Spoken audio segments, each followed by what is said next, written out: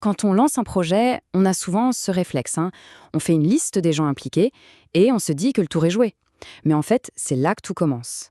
La vraie différence entre un projet qui réussit et un projet qui échoue, c'est de bien comprendre qui a le pouvoir d'influencer les choses et qui, au final, va en subir les conséquences. Alors, voilà le programme. On va commencer par la base. C'est quoi au juste une partie prenante? Puis, on fera une distinction essentielle entre ceux qui agissent sur le projet et ceux qui le subissent. Ensuite, on verra les outils pour y voir plus clair avant de plonger dans le plat de résistance. Une étude de cas fascinante où tous ces concepts prennent vie. Ok, première étape. Ce terme partie prenante, on l'entend partout. Mais qu'est-ce que ça signifie concrètement? C'est vraiment le point de départ indispensable. En gros, une partie prenante, c'est toute personne ou toute organisation qui a un intérêt en jeu. Et quand on y pense, c'est extrêmement large. Ça va de l'investisseur qui attend un retour sur investissement, bien sûr, au riverain qui s'inquiète pour sa tranquillité, en passant par l'employé qui y voit une opportunité de carrière. La portée est vraiment immense. Cette image illustre bien cet écosystème. Au centre, il y a le projet. Et tout autour, ça gravite. On a ceux qui ont l'idée et ceux qui payent, bien sûr, mais on a aussi ceux qui construisent, ceux qui vont faire tourner la machine et surtout les utilisateurs finaux. Et le point crucial à ne jamais oublier, même les opposants sont des parties prenantes. Les ignorer, c'est la recette parfaite pour l'échec. Bon, maintenant qu'on a identifié tout ce monde, il faut affiner un peu. Parce que tous ces acteurs n'ont pas la même relation au projet. Loin de là. C'est une distinction qui change absolument tout. Et là voilà, cette distinction clé.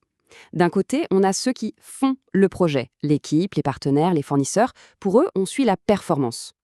Et de l'autre côté, ceux qui vivent avec le projet, en bien ou en mal, les bénéficiaires. Pour eux, l'indicateur, c'est la satisfaction. On ne gère pas du tout ces deux groupes de la même manière. Alors, face à tout ça, comment on fait pour ne pas se noyer? Comment un chef de projet transforme cette longue liste de noms en une véritable stratégie? Parce que, soyons clairs, une simple liste, ça ne suffit pas. L'enjeu, c'est de comprendre les relations, les jeux de pouvoir, les influences. Il faut carrément dessiner une carte stratégique de cet univers humain. Et pour ça, l'outil classique, c'est la matrice pouvoir/intérêt. C'est simple et c'est brillant. On classe chaque acteur selon son pouvoir d'influence et son niveau d'intérêt. Et bam, ça nous donne 4 stratégies claires. Qui on doit gérer de très près, qui on doit juste tenir informé, qui on doit garder satisfait à tout prix et qui on peut simplement surveiller. C'est la base pour savoir à qui parler et comment. Allez, à cette théorie.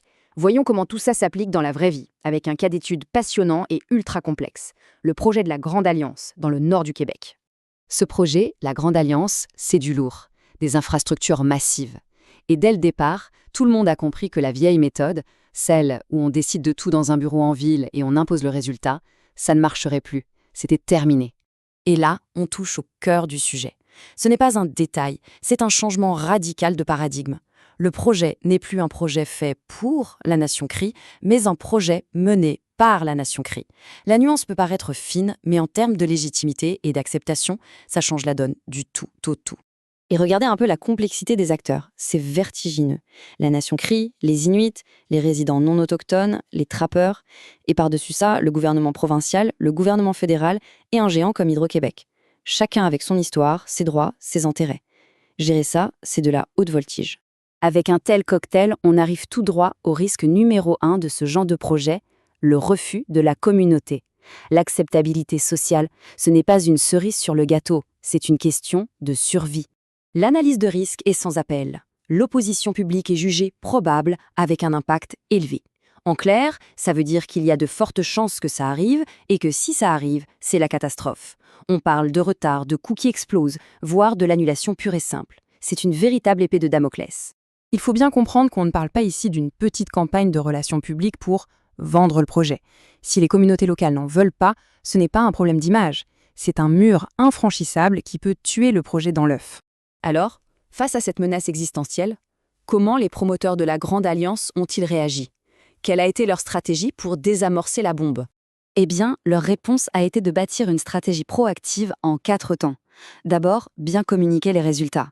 Ensuite, organiser des vraies séances de travail avec tout le monde. Puis, informer en continu. Et enfin, le point décisif, le game changer, s'assurer que la Nation CRI soit aux commandes. On n'est plus dans la consultation, on est carrément dans la co-construction. Et c'est là tout le génie de l'approche. Le plus grand risque, c'était le rejet par la nation CRI. En leur donnant le leadership, ils ont transformé ce risque en leur plus grand atout. La gestion des parties prenantes n'est plus une tâche annexe, elle devient le cœur même de la stratégie de gestion des risques. Au final, cet exemple nous laisse avec une question fondamentale. Si le vrai succès d'un projet dépend de ceux qui l'affectent, peut-on vraiment se permettre de ne pas faire de leur engagement la priorité numéro 1 absolue dès le premier jour? C'est sans doute la question centrale pour tous les grands projets à venir.